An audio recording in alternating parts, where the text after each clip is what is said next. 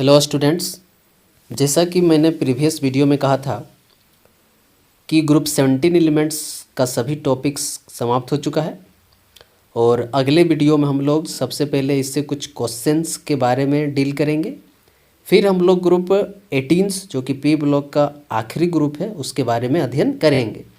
तो चलिए सबसे पहले ग्रुप 17 में से कुछ क्वेश्चंस देख लेते हैं, जो कि पहला क्वेश्चन है give reason for bleaching action of Cl2 कि क्लोरीन के ब्लीचिंग एक्शन का क्या कारण है। ब्लीचिंग एक्शन आने की, जैसे कि क्लोरीन को हम लोग गंदे पानी को साफ़ करने के लिए प्रयोग करते हैं, तो साफ़ करना यही है इसका ब्लीचिंग एक्शन। कि क्लोरीन के ब्लीचिंग एक्शन का क्या कारण है, तो उसका कारण हम लोग पढ़ चुके हैं जब हम लोग क्लोरीन का केमिकल प्रॉपर्टी पढ़ रहे थे। वहाँ पर साफ साफ लिखा हुआ है आपका ब्लीचिंग एक्शन ऑफ क्लोरीन, तो वहाँ जब लिखा हुआ उसी का आंसर यहाँ पर लिखना है। एक बार सुन लो कि क्या वहाँ पर हम लोग पढ़े थे। वहाँ पर पढ़े थे हम लोग कि जब भी क्लोरीन को वाटर में मिलाया जाता है तो क्लोरीन क्या करता है कि वाटर के साथ अभिक्रिया करके जो है सो हाइड्रोक्लोरिक एसिड और नेसेंट ऑक्सीजन प्रोवाइड करता है। और वही नेसेंट ऑक्सीजन क्या करता है कि जितने भी गंदगी पर मौजूद है, चाहे वह शैवाल मौजूद हैं, तो सभी को ऑक्सीडाइज कर देता है। ऑक्सीडाइज करने का मतलब वहाँ पर है कि मार देना, कि सभी शैवाल को, गंदगी को, बैक्टीरिया को मार देना, जान से मार देना। उसी को हम लोग केमिस्ट्री के लैंग्वेज में बोलते हैं कि जो है सो ऑक्सीडेशन हो गया। जितने भी गंदगी थे पानी में, ऑक्सीडेशन हो गया, जिसके कारण से पानी जो है सो साफ़ हो गया। तो ये उसी को यहाँ पर लिख देना है। उसके बाद दूसरा क्वेश्चन है कि name 2 poisonous gases which can be prepared from Cl2 gas. कि 2 जहरीला गैसों का नाम बताएं जिसको क्लोरीन गैस से बनाया जाता है। तो वह दोनों गैस का नाम है आपका यह, एक है फॉस्जिन और दूसरा है टीयर गैस, जिसको अश्रु गैस भी बोला जाता है, आंसू गैस। दोनों का दोनों बहुत ही जहरीला है ना। फॉस्जिन गैस को लगातार एकदम ऑक्सीजन के जैसा हम लोग अगर सांस लेते रहें तो दम घुट के कारण मौत भी हो सकता है। और सेम है आपका टीयर गैस के कारण, कि टीयर गैस का प्रयोग जो है सो भीड़ में ज़्यादातर किया जाता है ताकि भीड़ को तीतर बीतर कर सके। लेकिन इसका भी अगर लगातार जो है सो लिया जाए, श्वसन लिया जाए, रिस्पायरेशन किया जाए, तो उसके कारण भी जो है सो दम घुटने के कारण मौत। इसके बाद तीसरा जो क्वेश्चन है आपका वह है कि when HCl reacts with finally powdered iron, कि जब हाइड्रोक्लोरिक एसिड आयरन के महीन टुकड़ा के साथ अभिक्रिया करता है तो यह FeCl2 का निर्माण करता है और FeCl3 का निर्माण नहीं करता है। क्यों? फिर से समझते हैं क्या कह रहा है क्वेश्चन। क्वेश्चन कह रहा है कि जब हाइड्रोक्लोरिक एसिड को आयरन के साथ अभिक्रिया करते हैं तो वह फेरस क्लोराइड का निर्माण करता है FeCl2 का, जबकि फेरिक क्लोराइड का निर्माण नहीं करता है, FeCl3 का निर्माण नहीं करता है। ऐसा क्यों होता है? तो ऐसा इसलिए होता है क्योंकि जब भी हम लोग हाइड्रोक्लोरिक एसिड को आयरन के साथ अभिक्रिया करते हैं तो यह फेरस क्लोराइड के साथ हाइड्रोजन भी बनाता है, और इसी हाइड्रोजन के बनने के चक्कर में जो है FeCl3 का निर्माण ना होकर FeCl2 का निर्माण होता है। अगर हाइड्रोजन गैस का निर्माण नहीं होता तो FeCl3 निर्माण होता, लेकिन हाइड्रोजन गैस का निर्माण होता है इसलिए FeCl2 का ही निर्माण होता है। यही लिखा हुआ है आपका आंसर में कि HCl प्रोड्यूसेस H2 गैस, कि हाइड्रोक्लोरिक एसिड जो है हाइड्रोजन गैस का निर्माण करता है बाय रिएक्शन विथ आयरन, जब आयरन के साथ अभिक्रिया करता है। और यही कारण है कि liberation of hydrogen gas prevents the formation of FeCl3, और यही हाइड्रोजन गैस के निकलने के चलते, बनने के चलते, रिएक्शन के दौरान FeCl3 का निर्माण करने से रोकता है। तो यह था आपका ग्रुप 17 के कुछ।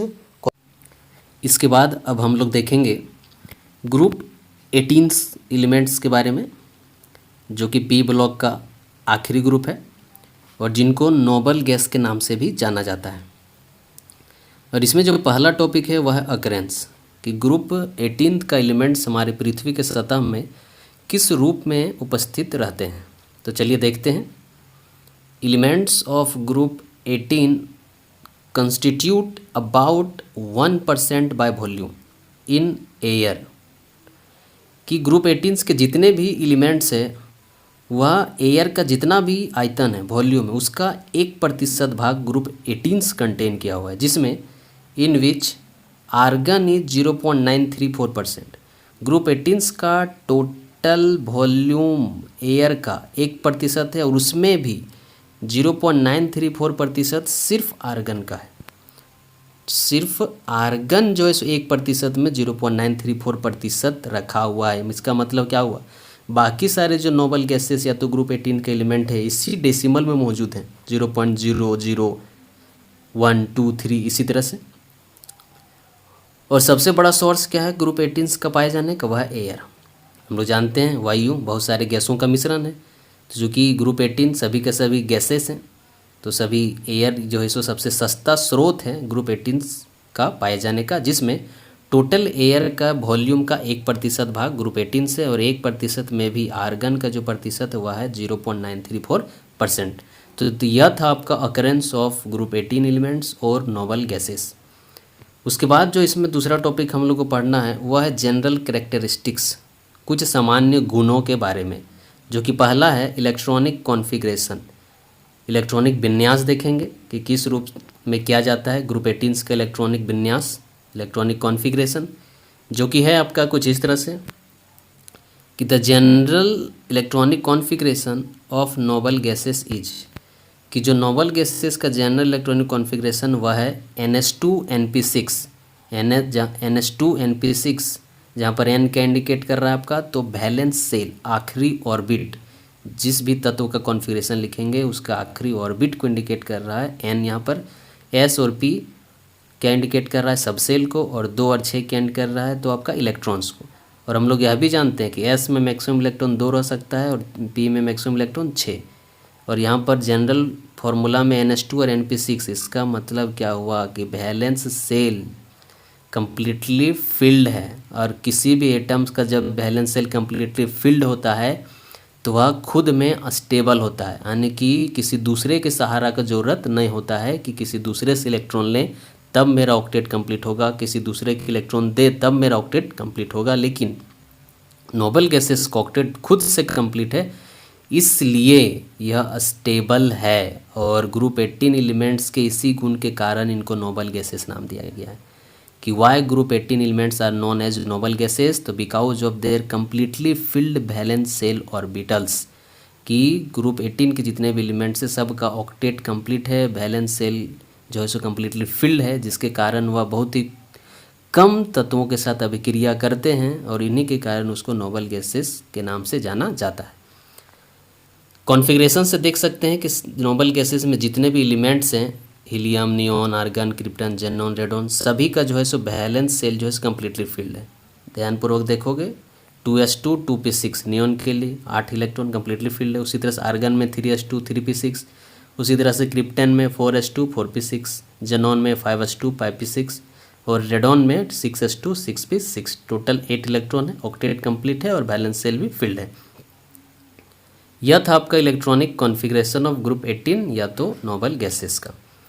उसके बाद जो अगला इसमें पढ़ना है गुण वह है atomic and ionic radii. Atomic and ionic radii group 18 का बात करें तो हम लोग जानते हैं ग्रुप 15 16 17 तीनों में हम लोग पढ़ चुके हैं एटॉमिक एंड आयोनिक रेडिया, कि जब भी हम लोग ग्रुप में अप से डाउन आते हैं तो एटॉमिक रेडियाई इंक्रीज होता है। क्यों इंक्रीज होता है, तो due to increase in number of shell और ऑर्बिट, कि सेल और ऑर्बिट की संख्या बढ़ने के कारण ग्रुप में जब हम लोग अप से डाउन की ओर आते हैं तो एटॉमिक और आयनिक रेडियाई बढ़ता है। तो इसी तरह से जब हम लोग जो है सो हम लोग ग्रुप 18 के ग्रुप में हीलियम से नियॉन की तरफ नीचे आएंगे तो इसका भी एटॉमिक और आयनिक रेडिया बढ़ेगा, क्योंकि हीलियम में जो है सो मात्र एक ही ऑर्बिट है, नियॉन में 2 है, आर्गन में 3 है, क्रिप्टन में 4 है, जेनॉन में 5 है, जबकि रेडॉन में 6। तो क्या देख रहे हैं हम लोग कि up to down number of orbit बढ़ रहा है, नंबर ऑफ इलेक्ट्रॉन बढ़ रहा है, इसी के कारण एटॉमिक और आयनिक रेडिया भी बढ़ रहा है। तो यह था आपका एटॉमिक एंड आयनिक रेडिया दूसरा गुण। तीसरा है आयनाइजेशन इंथैल्पी। अब आयनाइजेशन इंथैल्पी के बारे में भी हम लोग पढ़ चुके हैं कि किसी भी एलिमेंट से वैलेंस सेल से एक इलेक्ट्रॉन को निकालने में जितना एनर्जी बाहर से देना पड़ता है उसी को कहते हैं आयनाइजेशन इंथैल्पी। तो वह एनर्जी जो है सो जब हम लोग ग्रुप में अप टू डाउन आते हैं तो कम होता है। क्यों कम होता है, तो अभी हम लोगों ने पढ़ा कि जब अप से डाउन आते हैं तो साइज बढ़ता है, और साइज बढ़ता है तो उसको तोड़ने में आसानी होता है, इसी के कारण एनर्जी क्या है अप टू डाउन घटेगा। वह लिखा गया कि it decreases down the group due to increase in atomic size, कि आयनाइजेशन इंथैल्पी अप से डाउन जो है सो घटता है क्योंकि एटॉमिक साइज बढ़ता है। लेकिन noble gases have high ionisation enthalpy due to stable configuration, लेकिन पीरियोडिक टेबल में जितने भी एलिमेंट्स हैं उसमें से नोबल गैसेस का आयनाइजेशन एंथैल्पी काफ़ी ज़्यादा होता है, क्योंकि इसका कॉन्फ़िगरेशन स्टेबल है, कम्प्लीटली फिल्ड है। उसके बाद अगला जो जनरल कैरेक्टरिस्टिक्स है वह है इलेक्ट्रॉन एफिनिटी, या तो इसी को कहते हैं इलेक्ट्रॉन गेन एंथैल्पी, कि किसी भी तत्व में बाहर से एक इलेक्ट्रॉन को डालने में जितना एनर्जी बाहर निकलता है उसी एनर्जी को कहते हैं इलेक्ट्रॉन एफिनिटी। तो चूंकि ग्रुप 18 एलिमेंट्स है, तो ग्रुप 18 एलिमेंट्स तो पहले से स्टेबल है। अब पहले से ये स्टेबल है तो वह ना के बराबर इलेक्ट्रॉन को एक्सेप्ट करेगा। जब ना के बराबर इलेक्ट्रॉन एक्सेप्ट करेगा तो एनर्जी भी बहुत ही ना के बराबर निकलेगा, यानी कि इलेक्ट्रॉन एफिनिटी इसका बहुत ही कम होगा, मिनिमम एकदम। तो देखते हैं क्या लिखा हुआ है कि noble gases have high electron affinity due to a stable electronic configuration and it decreases down the group due to increase in atomic size, कि नोबल गैसेस का इलेक्ट्रॉन एफिनिटी जो है सो बहुत ही ज़्यादा होता है due to a stable electronic configuration, और यह घटते जाता है डाउन द ग्रुप क्योंकि एटॉमिक साइज बढ़ता है। यह था आपका इलेक्ट्रॉन एफिनिटी। उसके बाद है इसका फिजिकल प्रॉपर्टी। फिजिकल प्रॉपर्टी किसका? तो ग्रुप 18 एलिमेंट्स का। इसका भौतिक गुण क्या है देखते हैं। Group 18 elements are mono atomic gases. Mono का मतलब सिंगल, एटॉमिक का मतलब एक एटम, जैसे हीलियम, सिर्फ हीलियम He2 के फॉर्म में नहीं है, सिर्फ हीलियम यानी एक एटम, जैसे neon, argon, krypton, xenon, radon सब एक ही एटम्स के रूप में रहता है, ना कि Xe2, ना कि आपका Kr2, सब का सब एक ही रूप में रहता है, या तो helium, neon, argon, krypton, xenon, radon, इसी तरह, इसलिए इसको कहा जाता है mono atomic gases. Having very low boiling point, और इसका बॉइलिंग पॉइंट काफ़ी कम होता है। बॉइलिंग पॉइंट कम क्यों होता है? क्योंकि यह किसी को इलेक्ट्रॉन दे नहीं सकता है, किसी को इलेक्ट्रॉन ले नहीं सकता है, तो किसी से बॉन्ड बनाएगा नहीं, खुद में रहेगा, तब किसी से बॉन्ड बनाएगा नहीं, तो बॉन्ड को तोड़ना नहीं पड़ेगा। बॉन्ड को तोड़ना नहीं पड़ेगा तो दूसरे एटम की तुलना में, दूसरे एलिमेंट की तुलना में इसका बॉइलिंग पॉइंट काफ़ी कम होगा। यह था इसका फिजिकल प्रॉपर्टी। उसके बाद है इसका मेल्टिंग पॉइंट के बारे में, फिजिकल प्रॉपर्टी में ही, कि melting point and boiling point of noble gases increases down the group due to increase in van der Waals force of attraction, कि नोबल गैसेस का मेल्टिंग पॉइंट और बॉइलिंग पॉइंट जो है सो इंक्रीज करता है डाउन द ग्रुप। क्यों? तो due to increase in van der Waals force of attraction, कि हीलियम के बहुत सारे एटम्स के बीच में आकर्षण बल को कहते हैं हम लोग van der Waals force of attraction, जो कि डाउन द ग्रुप इंक्रीज होता है, और फोर्स ऑफ अट्रैक्शन इंक्रीज होगा तो आकर्षण बल मजबूत हो रहा है, और आकर्षण बल मजबूत होगा तो तोड़ने में एनर्जी ज़्यादा लगेगा, और एनर्जी ज़्यादा लगेगा तो